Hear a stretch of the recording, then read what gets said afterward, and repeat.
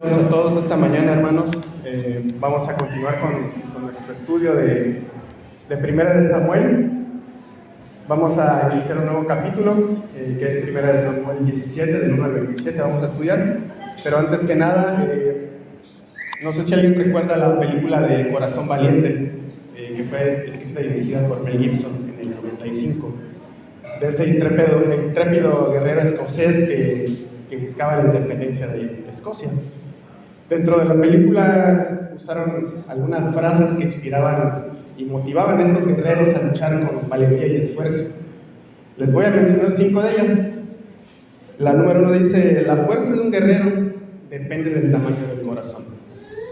El número 2 dice: un rey debe buscar lo bueno en cualquier situación. Número 3: nunca rendirse es lo mejor. Otra frase que usaron dentro de la película es: puede que nos quiten la vida, pero jamás nos quitarán la libertad. Y por último, el número 5, otra frase que dice: la vida sin libertad no tiene sentido. Y con esto en mente, más adelante vamos a enlazarlo con nuestro pasaje, nuestro estudio de hoy. Le quiero pedir por favor a Betito que si por favor puede pasar a leer el pasaje de esta mañana. Buenos días. Si me acompañan a leer, dice: los filisteos juntaron sus ejércitos para la guerra y se congregaron en Soco, que es de Judá, y acamparon entre Soco y Azeca en Efes Damim. También Saúl y los hombres de Israel se juntaron y acamparon en el valle de Ela, y se pusieron en orden de batalla contra los filisteos. Y los filisteos estaban sobre un monte a un lado, e Israel estaba sobre otro monte al otro lado, y el valle entre ellos. Salió entonces del campamento de los filisteos un paladín, el cual se llamaba Goliat de Gat, y tenía de altura 6 codos y un palmo, y traía un casco de bronce en su cabeza y llevaba una cota de malla, y era el peso de la cota 5,000 ciclos de bronce. Sobre sus piernas traía grebas de bronce y jabalina de bronce entre sus hombros. El asta de su lanza era como un rodillo de telar, y tenía el hierro de su lanza 600 ciclos de hierro, y iba su escudero delante de él. Y se paró y dio voces a los escuadrones de Israel, diciéndoles: ¿para qué os habéis puesto en orden de batalla? ¿No soy yo el filisteo y vosotros los siervos de Saúl? Escoged entre vosotros un hombre que venga contra mí. Si él puede pelear conmigo y me venciere, nosotros seremos vuestros siervos. Y si yo pudiere más que él y lo venciere, vosotros seréis nuestros siervos y nos serviréis.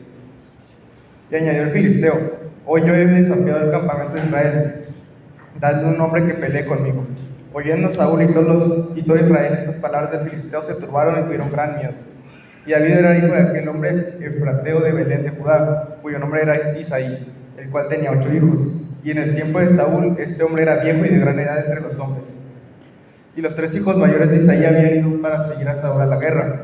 Y los nombres de sus 3 hijos que habían ido en la guerra eran Eliab el primogénito, el segundo Aminadab y el tercero Sama.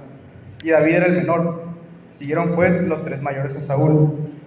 Pero David había ido y vuelto, dejando a Saúl para apacentar las ovejas de su padre en Belén. Venía pues aquel filisteo por la mañana y por la tarde, y así lo hizo durante 40 días. Y dijo Isaí a David su hijo: toma ahora para tus hermanos una efa de este grano tostado y estos 10 panes, y llévalo pronto al campamento de tus hermanos.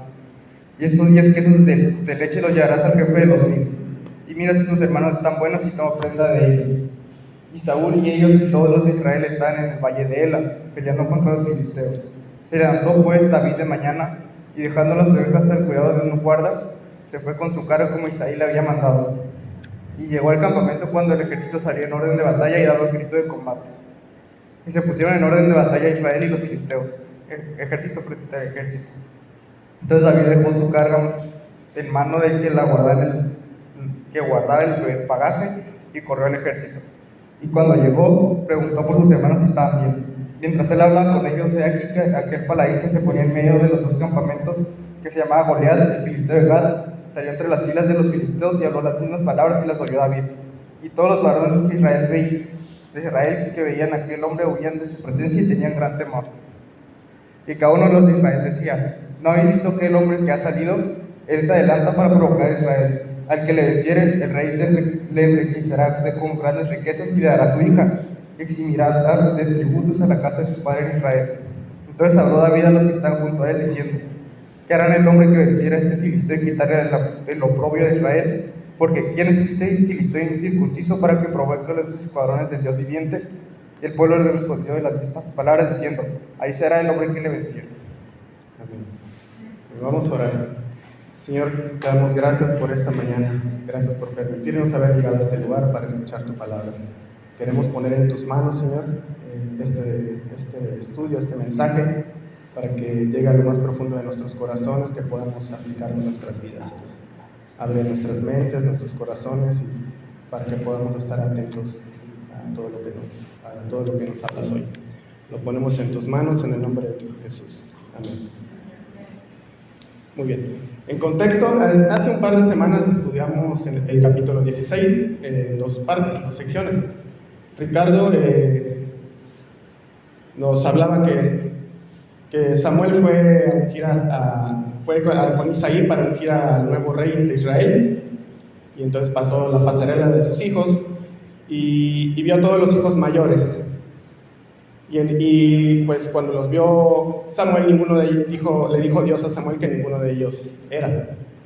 Entonces David, el hijo menor, pastoreaba las ovejas de su padre, y Samuel mandó a llamar a David. Y al ser visto Samuel, Dios le indicó a David que era elegido para ser el rey de Israel. Siendo que desde ese día el Espíritu de Jehová vino sobre David, aprendimos que Dios no mira lo que está delante de los ojos de los hombres, sino que Dios mira el corazón de las personas. Y la semana pasada estudiamos la continuación del mismo capítulo 16 con Beto, y veíamos que a Saúl le sucedió lo contrario a David. El espíritu de Jehová se apartó de él, y un espíritu malo de Jehová lo atormentaba como consecuencia de su desobediencia, orgullo y autosuficiencia. O sea, el no depender de Dios, falta de arrepentimiento, todo eso causó que el espíritu de Jehová se apartara de él. Veíamos en la misma historia que sus criados le sugirieron a Saúl buscar a alguien que supiera tocar el arpa. También que le recomendaron buscar a David, el pastor de ovejas, para que cada vez que el espíritu le atormentara, pues éste tocara el arpa, para que se apartara de él ese espíritu maligno. Aprendimos también que la música no tiene poder espiritual, es solo una herramienta para tocar y ablandar nuestros corazones, para que la palabra de Dios penetre y nos sensibilice y ese es el único alivio que la música penetra y nos sensibiliza, y es el único alivio que podemos tener es el que Dios nos da cuando vamos a sus pies. Entonces vamos a continuar con el capítulo 17. En resumen, leyó Betito hace un momento que los filisteos se reunieron a todos sus ejércitos para la guerra. Para entender un poco la historia de quiénes eran estos filisteos, no sé si alguna vez se han preguntado quiénes eran, de dónde venían, en dónde estaban asentados. Pues vamos a conocer un poquito de ellos. Los filisteos fueron un pueblo de guerreros, también conocidos como los pueblos del mar. Eran conquistadores que navegaban por el Mediterráneo y ocuparon una parte del suroeste de Palestina, en el Mediterráneo y el río Jordán, entre el Mediterráneo y el río Jordán. En Génesis 10:6 podemos ver esto que dice, y en Génesis 10:6 y versículo 13 y 14 nos dice que son descendientes de Noé. Y Cam fue uno de los hijos de Noé. Esto lo podemos ver en Génesis 6:10, que dice, y engendró Noé 3 hijos, a Sem, a Cam y a Jafet. De ahí nos vamos a Génesis 10:6, si quieren buscarlos, a Génesis 10:6, y de ahí nos vamos a saltar al versículo 13 y 14. Amén.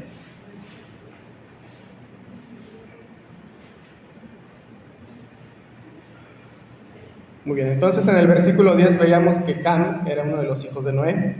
Y aquí en Génesis 10:6 dice, los hijos de Cam son Cus, Misraim, Fut y Canaán. Y luego uno de los hijos de Cam, que se llama Misraim, engendró en el versículo 13, engendró a Ludim, a Anamim, a Leabim y a Neftuim, a Pastruim, a Casluim, de donde salieron los filisteos, y a Caftorim, nombres raros. Los filisteos, hermanos, buscaban constantemente enfrentar a los israelitas para apoderarse de sus territorios, por lo cual eran sus enemigos. Y en algún momento ellos ayudaron a David cuando habitó David en la tierra de los filisteos. Recordemos que cuando David huía de Saúl, más adelante lo vamos a estudiar, específicamente él habitó en Gat, de donde era Goliat, que es nuestro personaje de hoy, que es 1 Samuel 27. 1 Samuel 27, si gustan buscarlo, el versículo 3, y de ahí nos vamos a saltar al versículo 7.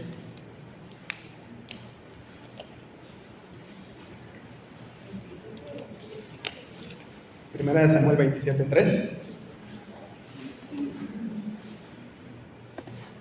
Amén. Dice, y moró David en Aquis en Gat, él y sus hombres, cada uno con su familia. David con sus 2 mujeres, Ahinoam, Jezreelita, y Abigail, la mujer que fue de Nabal, el de Carmel. El versículo 7 dice, fue el número de los días que David habitó en la tierra de los filisteos, 1 año y 4 meses. Muy bien, continuamos. Los filisteos, una vez asentados en Canaán, habitaron en 5 ciudades. Habitaron en Gaza, Ascalón, Asdod, Gat y Ecrón. Estos pueblos se juntaban para hacerle frente al pueblo de Israel. Josué menciona a estos pueblos, si gustan buscar Josué 13, del versículo 2 y 3.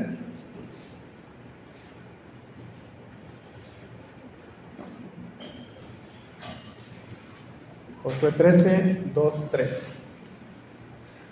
Dice, esta es la tierra que queda. Jehová le está diciendo a Josué, esta es la tierra que queda. Todos los territorios de los filisteos y todos los jesureos, desde Sior, que está al oriente de Egipto, hasta el límite de Ecrón, al norte, que se considera de los cananeos. De los 5 príncipes de los filisteos, o sea, de las 5 ciudades que les mencionaba, el Gaseo, el Asdodeo, el Ascaloneo, el Geteo y el Ecroneo, también los Sabeos. ¿Ok?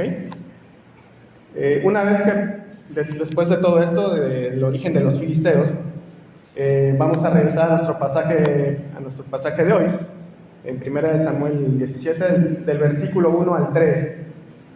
Vemos que los filisteos acamparon sobre un monte, entre Soco y Azeca, mientras que Saúl y los hombres de Israel acamparon en el valle de Elá y se pusieron en orden de batalla.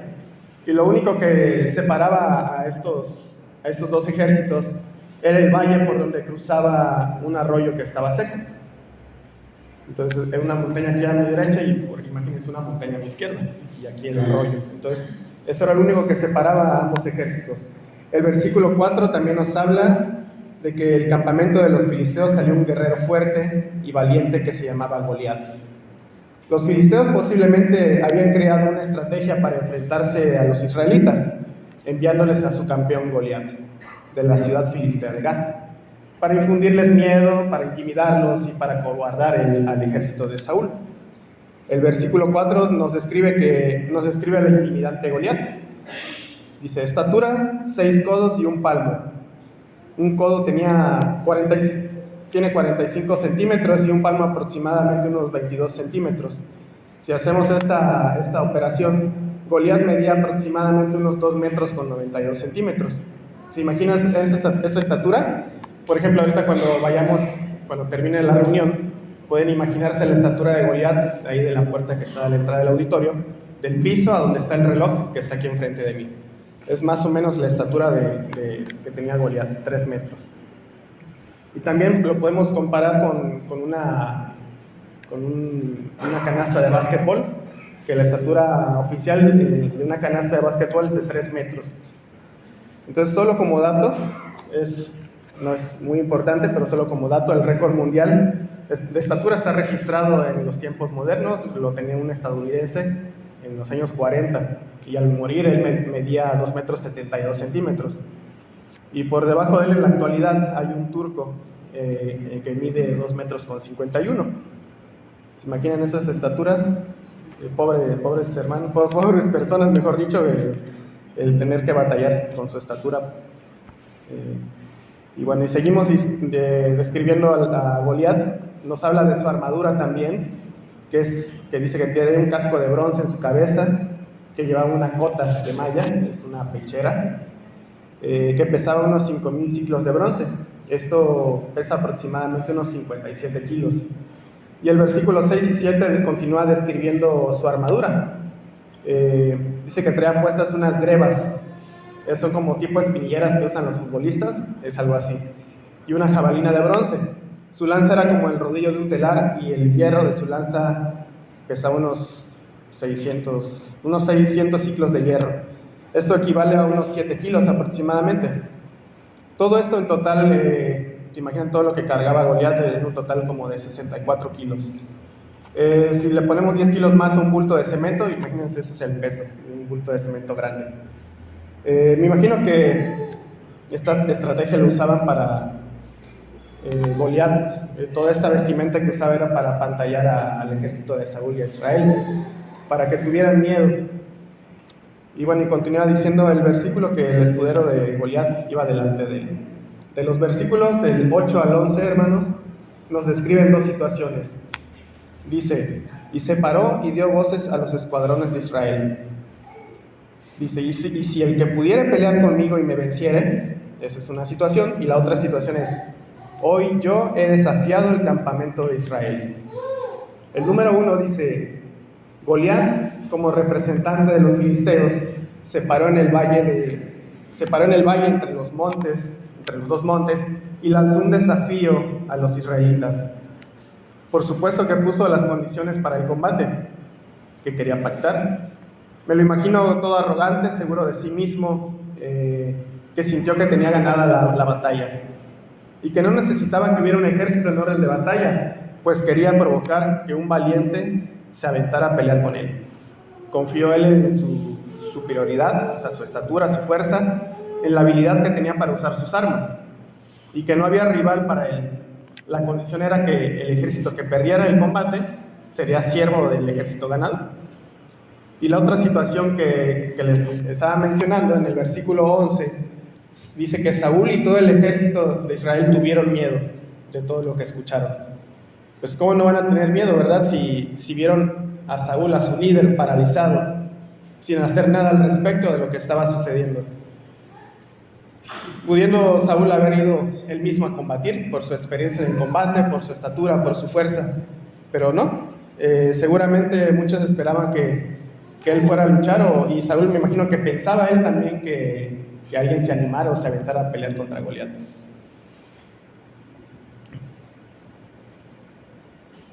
Pero recordemos que Saúl, el espíritu de Jehová se había apartado de él, y pues él no tenía idea de qué hacer. En los versículos del 12 al 15, aparece en escena David y su familia. En nuestro pasaje nos describe a Isaí como una persona grande de edad que tenía 8 hijos. También vemos que los 3 hijos mayores en el siguiente orden habían ido a la guerra siguiendo a Saúl: Eliab, Abinadab, Sama y David, que era el menor. Estas personas también son mencionadas en el capítulo anterior, en el capítulo 16, cuando Samuel ungió a David. Recordemos que Saúl en el versículo 16-22 le mandó a decir a Isaí que dejara a David con él a su servicio, porque había hallado gracia delante de sus ojos. Bien, nuestro capítulo de hoy, en el versículo 17-15, dice que David iba y venía y dejaba sus deberes con Saúl como paje de armas, y se regresaba a Belén a apacentar las ovejas de su padre. Posiblemente David volvía con Saúl cuando era requerido para tocar el arpa, y cuando no, pues él regresaba con su padre a sus deberes de pastor. También vemos que Goliat durante 40 días, por la mañana y por la tarde, lanzaba el reto a Saúl y a su ejército, y nadie se animaba a pelear contra él. Como que estaban esperando que Saúl, les vuelvo a repetir, como que estaban esperando que Saúl se animara, y él también como que esperaba que saliera algún valiente. Y en los versículos 17 al 20 también vemos que Isaí le hizo un encargo especial a David en una de sus vueltas, de que llevara provisiones a sus hermanos y al líder militar del escuadrón. en donde estaban sus hermanos. Y también el pasaje nos muestra el buen corazón de David por la responsabilidad del cuidado de las ovejas de su padre, dejándolas a cargo de un guarda.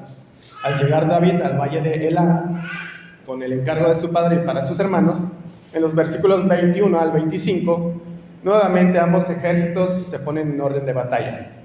David venía llegando cuando vio el movimiento de ambos ejércitos, y eso llamó mucho su atención, y de inmediato preguntó por sus hermanos. Ese fue uno de los encargos de su padre para ver que estaban bien y que obtuviera una prenda de ellos como muestra, ¿no?, de que estaban bien sus hijos. En ese momento, cuando David iba llegando, nuevamente salió Goliat, el paladín de los filisteos. Pero antes, veamos qué significa paladín. El paladín se refiere como a un caballero fuerte y valeroso, voluntario en la guerra, que se distingue por sus hazañas. Y más adelante vamos a ver si a ese paladín le sirvieron sus hazañas para ganar al pueblo de Israel, ¿verdad?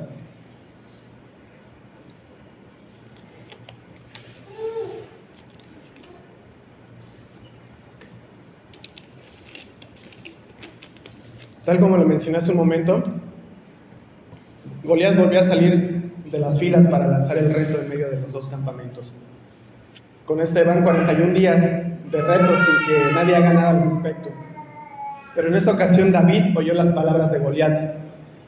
En las otras ocasiones, cuando Goliat salía a retar al ejército de Israel, David no le tocó estar presente, pero los tiempos de Dios son perfectos.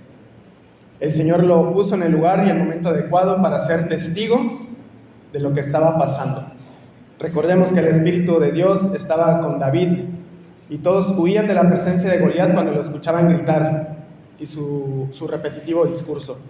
Quizás si el ejército de Israel hubiera visto a su líder con las pilas puestas, siendo valiente, esforzado y nada temeroso, pienso que también hubieran entrado al quite. Pero no miraban nada de eso en Saúl. Miraban miedo y por eso huían cada vez que veían a este hombre lanzar el reto. Entonces, entre el pueblo de Israel se hablaba del tema de moda, pues Goliat, ¿no? Aquel hombre que les infundía temor, pero que también se hablaba de que había un plus de parte de Saúl para quien se animara a decir: yo pelearé contra él. Saúl estaba decidido a echar toda la carne al asador para dar un premio a la valentía de aquel que se atreviera a pelear contra el filisteo. Y el requisito era que fuera vencedor. Y ese premio que estaba dando Saúl, les ofrecía riquezas, les daría como premio a su hija y no pagarían impuestos.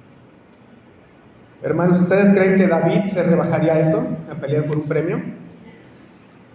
Un hijo de Dios que tiene el Espíritu Santo debe ser valiente para hablar y llevar la palabra de Dios a quienes no conocen el amor de Cristo. Debemos mostrar al mundo que Dios es real en nuestras vidas. La única motivación que debe haber en nuestras vidas es vivir para Cristo, agradándole con nuestras vidas. Él es nuestro único tesoro por quien vale la pena dar todo. La única recompensa, que por cierto es inmerecida, que tienen los hijos de Dios, la ganó el Señor Jesús en la cruz, muriendo en la cruz, siendo sepultado y resucitado al tercer día. Lo vuelvo a repetir, hermanos, la salvación es una recompensa inmerecida que todos los creyentes en el Señor Jesús han obtenido por la gracia y misericordia de Dios. No hay algo que podamos hacer para merecer la salvación, porque Cristo ha ganado la más importante de las batallas, derrotando a Satanás. Por lo tanto, debemos ser una réplica real de Cristo. Continuando con nuestro pasaje del versículo 26 al 27, David, al escuchar estos gritos de Goliat, no estaba dispuesto a que el nombre de Dios fuera pisoteado. Este hombre que estaba en contra de las promesas de Dios y que quería estorbar en sus planes. Una vez más, pues pasando a lo que podemos aprender de toda esta historia, de esta parte de la historia, porque la próxima semana continuaremos con ella. Lo que podemos aprender de esta parte de la historia, que es importante, hermanos, conocer y tener presente qué es un enemigo, No sé si se han puesto a pensar qué es un enemigo. El enemigo es una persona que quiere hacer el mal o que lo hace. Si este concepto de una persona que quiere hacer el mal o lo hace, lo trasladamos al plano espiritual, ¿quién es el enemigo de Dios? Por supuesto que sabemos que es Satanás, que siempre ha querido ocupar el lugar de Dios, queriendo interferir en sus planes. Y Génesis 3.1, en Génesis 3.1, Satanás aparece en escena como la astuta serpiente cuando engañó a Eva, que cambió y distorsionó la verdad. Busquemos Génesis 3.1, por favor.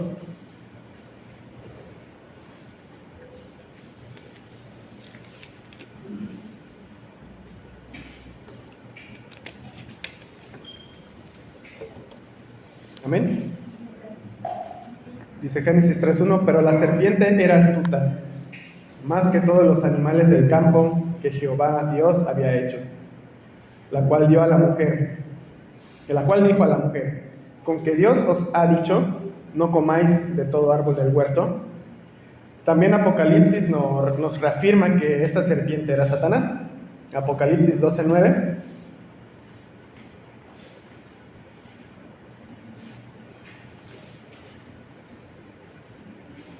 Muy bien, dice Apocalipsis 12.9.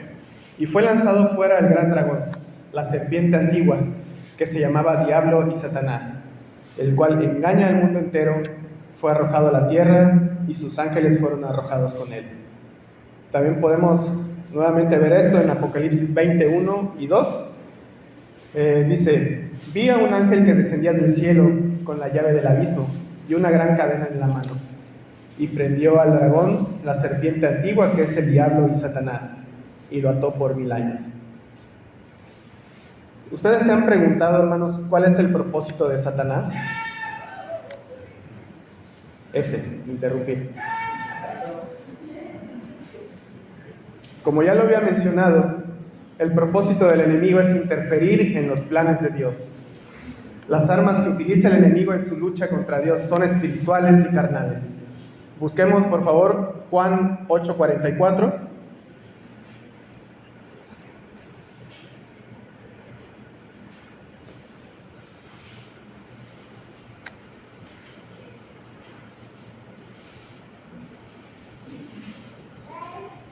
Juan 8:44 dice, vosotros sois de vuestro padre el diablo, y los deseos de vuestro padre queréis hacer. Él ha sido homicida desde el principio, y no ha permanecido en la verdad, porque no hay verdad en él. Cuando habla mentira, de suyo habla, porque es mentiroso y padre de mentira. Y también dentro de eso podemos aprender las estrategias que usa el enemigo para interferir en los planes de Dios. Dentro de las estrategias dice que es confundir al mundo para que no conozcan la verdad. Por eso es el padre de mentiras, como lo acabamos de leer. Otro punto que usa el enemigo para interferir en los planes de Dios es engañar al mundo, tal como lo hizo con Eva. Hacer creer al mundo que una vida sin Dios es mucho mejor. Él engaña al mundo diciendo, no pasa nada, si no tienes a Dios en tu vida, eres libre. Vive libre. Otro punto que podemos aprender de las estrategias que usa Satanás es distorsionar la verdad a través de falsas creencias y doctrinas que dicen tener la verdad.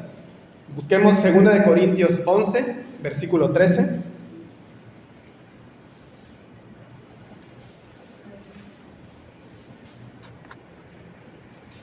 Segunda de Corintios 11, versículo 13. Amén. Porque estos son falsos apóstoles, obreros fraudulentos, que se disfrazan como apóstoles de Cristo. Y no es maravilla, porque el mismo Satanás se disfraza como ángel de luz. Así que no es extraño si también sus ministros se disfrazan como ministros de justicia, cuyo fin será conforme a sus obras. Otra de las estrategias que usa el enemigo para interferir en los planes de Dios es el poder y las riquezas. Y esto hace que el mundo se pierda en la búsqueda de estas cosas. Pues sabemos que el dinero no es malo, pero el amor al dinero ese sí es malo. Hay que tener mucho cuidado con eso. Y otra de las estrategias que usa Satanás es endurecer el corazón y la mente de los incrédulos. También están incluidos los creyentes a los que no tienen una fe firme en Cristo. Hay que tener mucho cuidado con esto, y vayamos a 2 de Corintios 4:4.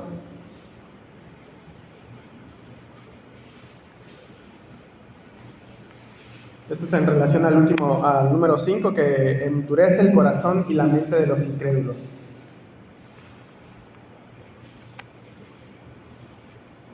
Amén. En los cuales el Dios de este siglo cegó el entendimiento de los incrédulos, para que no resplandezca la luz del Evangelio de la gloria de Cristo, el cual es a la imagen de Dios. Otro punto que usa Satanás, otra estrategia que usa Satanás es roba la paz de los creyentes en medio de las pruebas o tribulaciones, ocasionando que los creyentes pierdan la fe en Cristo y que se alejen de Dios. Otra estrategia que usa Satanás es interferir en la obra de Dios, atacando a los hermanos que están trabajando en la obra del Señor, causando persecución, encarcelamiento, enfermedades, desánimo por las situaciones que pueden llegar a pasar.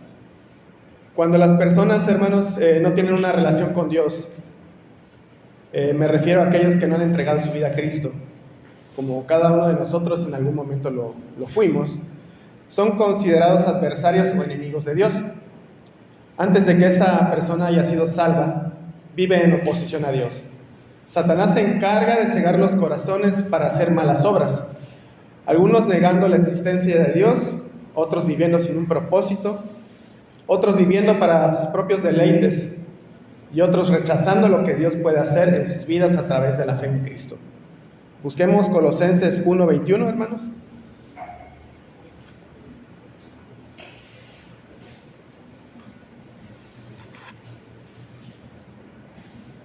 Amén. Colosenses 1:21 dice: y a vosotros también, que erais en otro tiempo extraños y enemigos en vuestra mente, haciendo malas obras, ahora os ha reconciliado. Amén. Por supuesto, todos los que somos hijos de Dios en algún momento de nuestras vidas vivíamos como enemigos del Señor. Pero Cristo apareció en nuestras vidas para darnos salvación por medio de su sacrificio en la cruz, muriendo por nuestros pecados para reconciliarnos con Dios, dejando las malas obras de Satanás para hacer las buenas obras para glorificar el nombre de Cristo. Y que muchas personas pasen de ser enemigos de Dios a ser adoptados como hijos de Dios para vida eterna. Para ello vamos a buscar Romanos 5:8, por favor.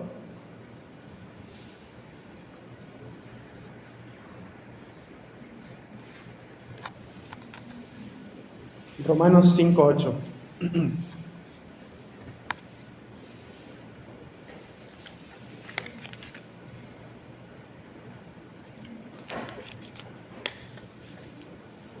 Mas Dios muestra su amor para con nosotros, en que siendo aún pecadores, Cristo murió por nosotros. Pues mucho más, estando ya justificados en su sangre, por él seremos salvos de la ira. Porque si siendo enemigos fuimos reconciliados con Dios por la muerte de su Hijo, mucho más, estando reconciliados, seremos salvos por su vida. Y no solo esto, sino que también nos gloriamos en Dios por el Señor nuestro Jesucristo, por quien hemos recibido ahora la reconciliación. Si Dios nos ha dado la salvación por medio de Cristo y nos ha adoptado como hijos de Dios, como sus hijos, ¿por qué no somos obedientes a su palabra? ¿Qué es lo que nos hace falta para confiar en Él?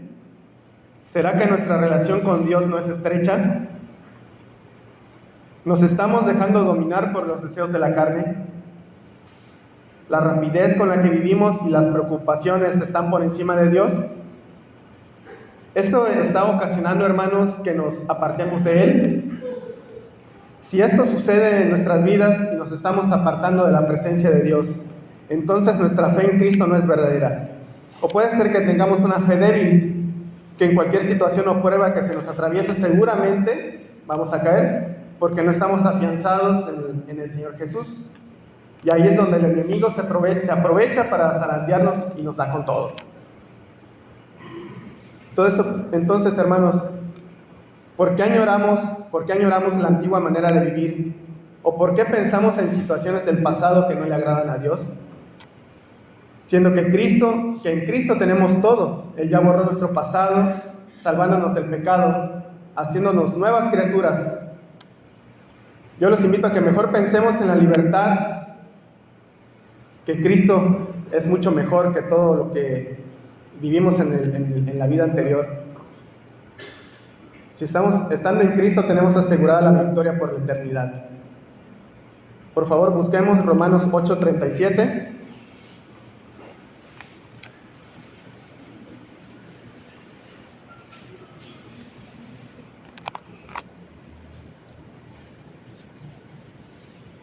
Romanos 8:37.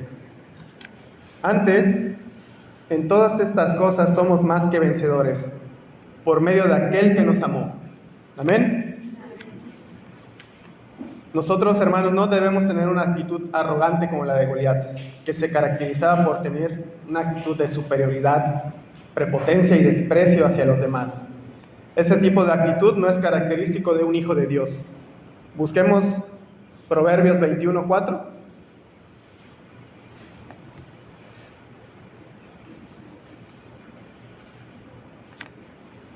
Amén.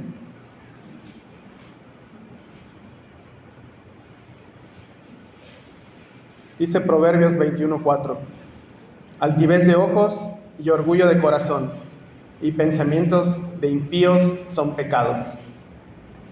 Si creemos que todo se trata de nosotros mismos,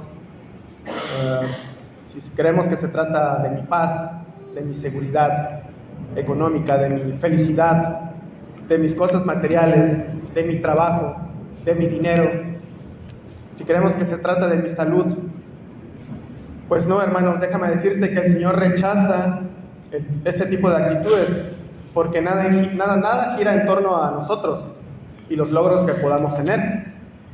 Cristo debe ocupar el primer lugar en nuestras vidas. Él nos enseña a ser humildes y a poner a los demás por encima de nosotros mismos. Y déjame decirte que todo gira alrededor de Cristo. Podemos aprender que la fe en el Señor Jesús debe ser nuestro todo. Porque por Cristo estamos vivos. Porque por Cristo tenemos libertad. Porque por Cristo tenemos vida eterna. Porque por Cristo debemos vivir una vida que le agrade. Porque por Cristo debemos dar testimonio. Por Cristo debemos actuar como verdaderos discípulos. Por Cristo debemos hacer nuevos discípulos. Por Cristo debemos hablar de su gracia que da libertad. Por Cristo fue creado el mundo. Amén. El amor y la humildad de nuestros corazones es lo que debe caracterizarnos. Si tenemos una actitud arrogante y no podemos servir a otros, no podemos vivir para el Señor. Los hijos de Dios valemos mucho por lo que somos en Cristo, porque gracias a su sacrificio en la cruz nos hizo libres. Y imaginémonos que Él hubiera dicho: yo soy Dios y no quiero ir a la cruz. ¿Por qué? Porque yo soy Dios. Y obvio que no, ¿verdad? Cristo no actuó de esa manera y tengo la seguridad de que eso nunca pasó por su mente. Fue obediente hasta el último momento. La actitud del Señor Jesús fue de humildad, porque Él vino a servir, mas no a ser servidos. Marcos 10:45 dice: porque el Hijo del Hombre no vino para ser servido, sino para servir y dar su vida en rescate por muchos. Filipenses 2:3 dice: nada hagáis por contienda o por vanagloria, antes bien con humildad, estimando a cada uno a los demás como superiores a él mismo. Hermanos, la actitud de los hijos de Dios ante los problemas que enfrentamos. Y vimos que Saúl y su ejército tuvieron mucho miedo ante los acechos de Goliat.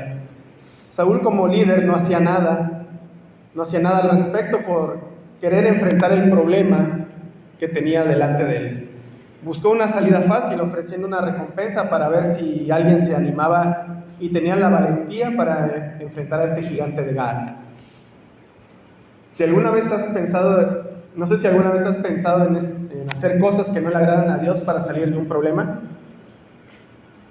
¿Nos hemos comportado alguna vez como cobardes? Segunda de Timoteo 1:7 dice: porque no nos ha dado Dios espíritu de cobardía, sino de poder, de amor y de dominio propio.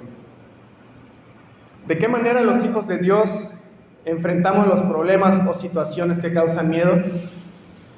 ¿Cómo reaccionamos ante una situación adversa? ¿Huimos del problema? ¿Nos refugiamos en nuestro lugar feliz?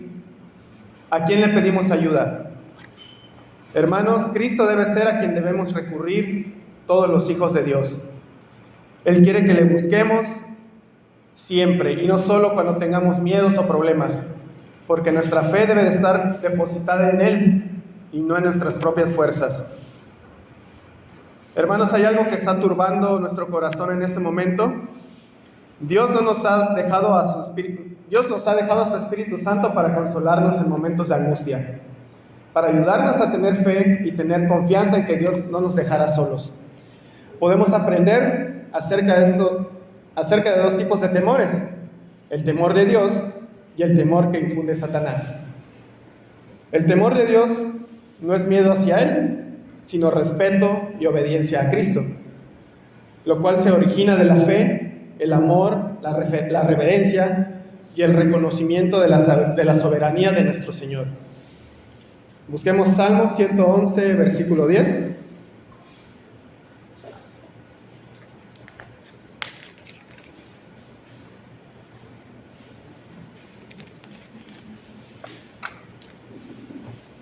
Salmo 111, versículo 10 dice: el principio de la sabiduría es el temor de Jehová. Buen entendimiento tienen todos los que practican sus mandamientos. Su loor permanece para siempre. Y por otro lado, vamos a ver qué dice el temor que infunde Satanás. Satanás infunde temor a través de mentiras, engaños, dudas, pensamientos negativos que causan confusión, ansiedad, o simplemente nos paraliza, así como a Saúl, que no hizo nada ante la amenaza del enemigo. Ese miedo que siembra el enemigo es a causa de no tener una relación estrecha con Dios, de no confiar en sus promesas. El enemigo en situaciones adversas nos roba la paz. Todo esto hace que nos alejemos de Dios y perdamos la fe en Él. Busquemos Deuteronomio 31:6, hermanos, por favor.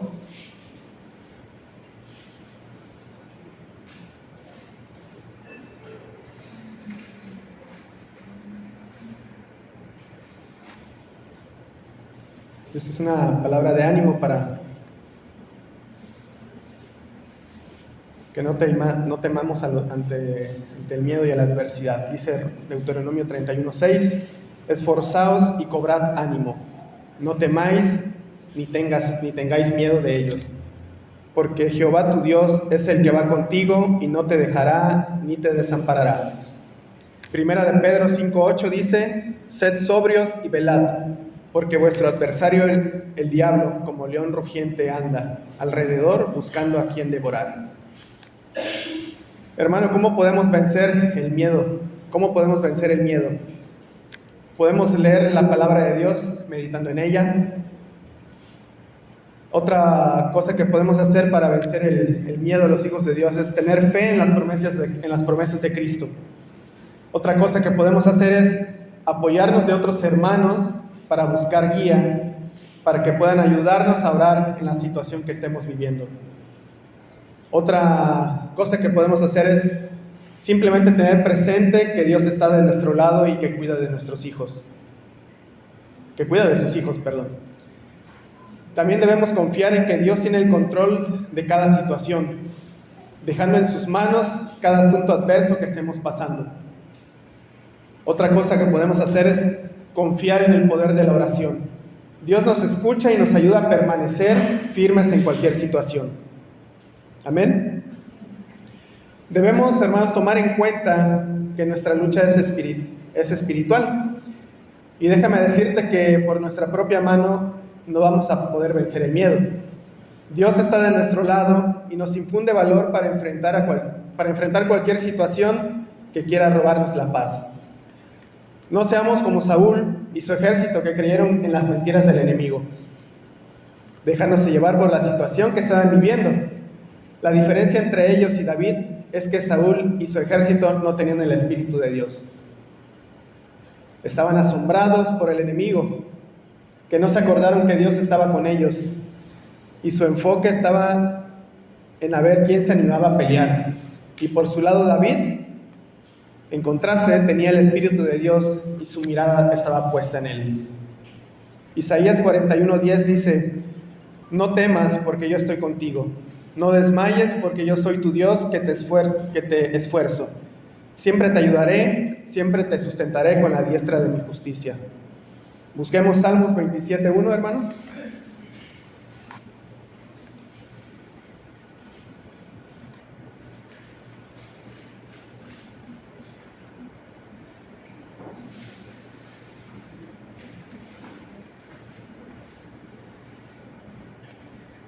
Es como la alabanza que luego cantamos los domingos. Salmo 27:1: Jehová es mi luz y mi salvación. ¿De quién temeré? Jehová es la fortaleza de mi vida. ¿De quién he de atemorizarme? Cuando se juntaron contra mí los malignos, mis angustiadores y mis enemigos, para comer mis carnes, ellos tropezaron y cayeron. Aunque un ejército acampe contra mí, no temerá mi corazón. Aunque contra mí se levante guerra, yo estaré confiado. Amén. Una vez más te recuerdo lo que dice 2 de Timoteo 1:7, que dice: porque no nos ha dado Dios espíritu de cobardía, sino de poder, de amor y de dominio propio.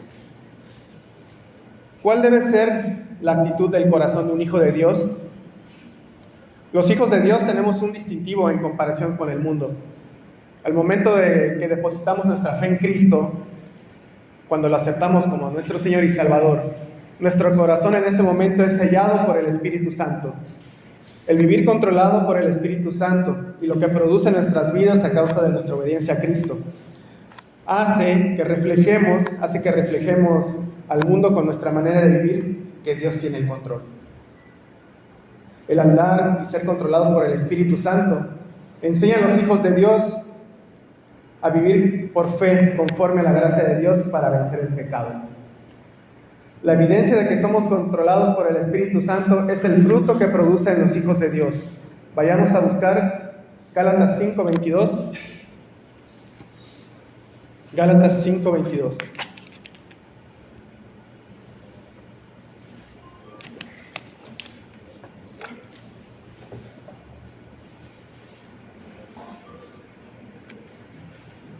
Amén. Entonces, el fruto que produce el Espíritu Santo en los hijos de Dios es: mas el fruto del Espíritu Santo es amor, gozo, paz, paciencia, benignidad, bondad, fe, mansedumbre, templanza. Contra tales cosas no hay ley. Pero los que son de Cristo han crucificado la carne con sus pasiones y deseos. Si vivimos por el Espíritu, andemos también por el Espíritu. No nos hagamos vanagloriosos, irritándonos unos a otros, envidiándonos unos a otros. Amén. Las obras de la carne son todo lo opuesto a lo anterior, a lo que acabamos de leer. Cuando estamos siendo controlados por el pecado, pues se nota con nuestras acciones y también se nota nuestra falta de fe en Cristo. Hermanos, el pecado no es opción para nuestras vidas. Busquemos Gálatas 5:19.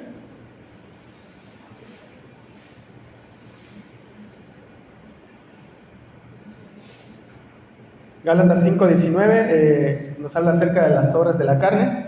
Dice: y manifiestas son las obras de la carne, que son adulterio, fornicación, inmundicia, lascivia, idolatría, hechicerías, enemistades, pleitos, celos, iras, contiendas, disensiones, herejías, envidias, homicidios, borracheras, orgías y cosas semejantes a estas, acerca de las cuales os amonesto, como ya os lo he dicho antes: los que practican tales cosas no heredarán el reino de Dios.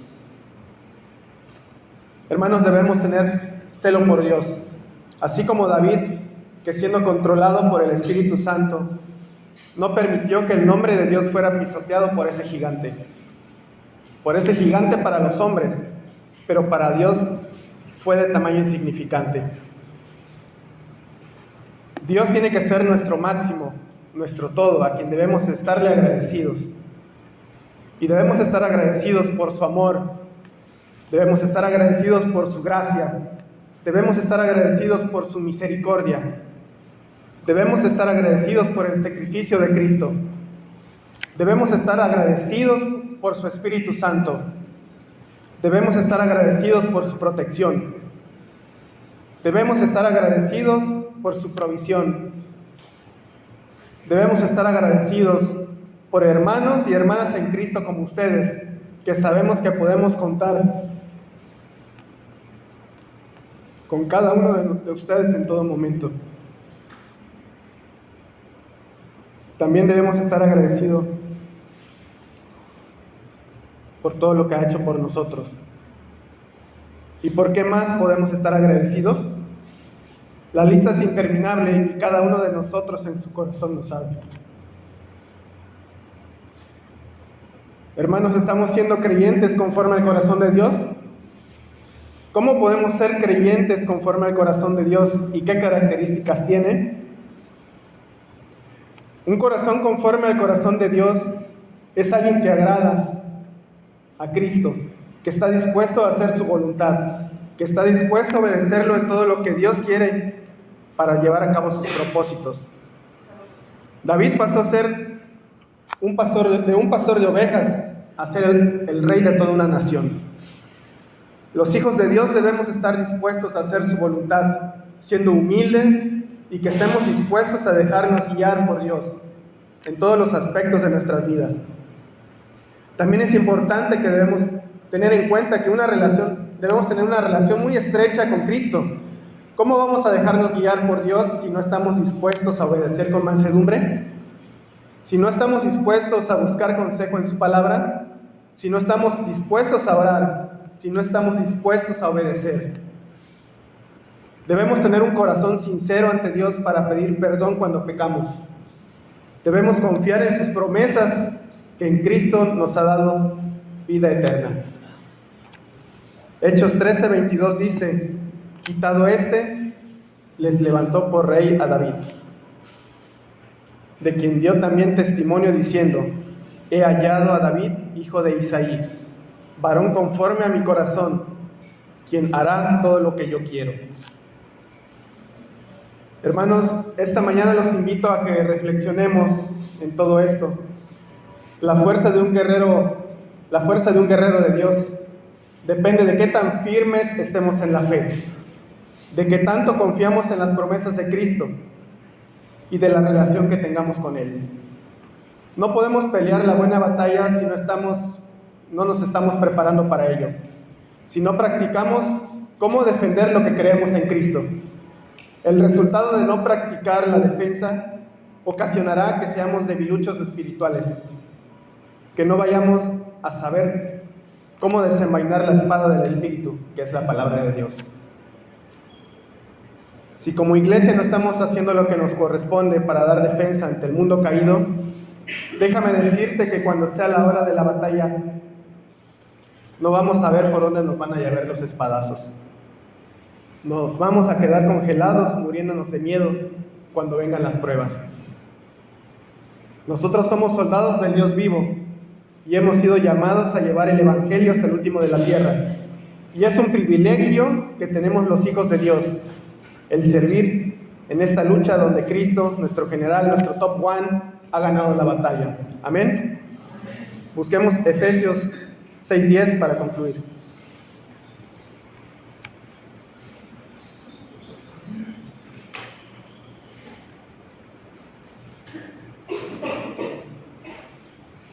Amén.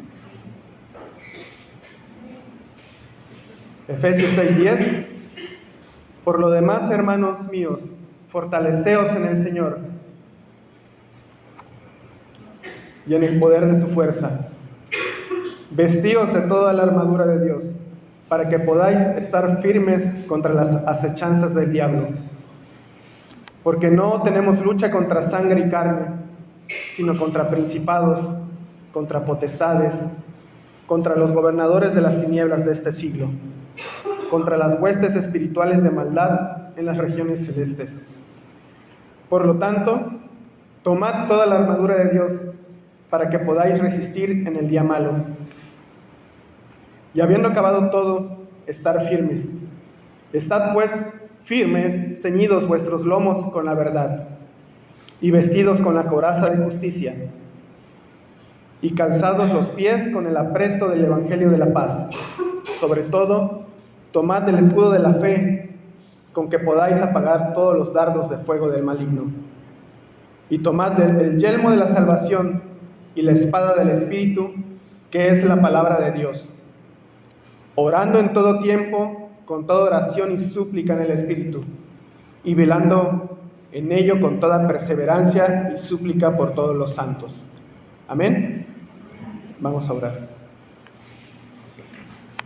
Padre, en esta mañana queremos agradecerte porque tú estás con nosotros, Señor, porque tú nos fortaleces ante las pruebas, tú nos ayudas, Señor, a madurar en Cristo. Gracias, Padre, por darnos esa libertad en el Señor Jesús. Gracias porque Él murió por nuestros pecados para darnos vida eterna. Aunque sabemos que ese regalo es inmerecido, pero por tu gracia y misericordia, tú nos permites acercarnos a ti. Padre, en esta mañana quiero pedirte que nos ayudes a confiar más en ti, a que cuando haya pruebas, cuando haya situaciones adversas, que tú nos ayudes, Padre, nos reconfortes, que fortalezcas nuestros corazones. Ayúdanos a tener fe y confianza en ti, en que tú vas a obrar, Señor, en todas las cosas para bien de tus hijos. Te quiero dar la gloria y la honra, Señor, en el nombre precioso de tu Hijo Jesús. Amén.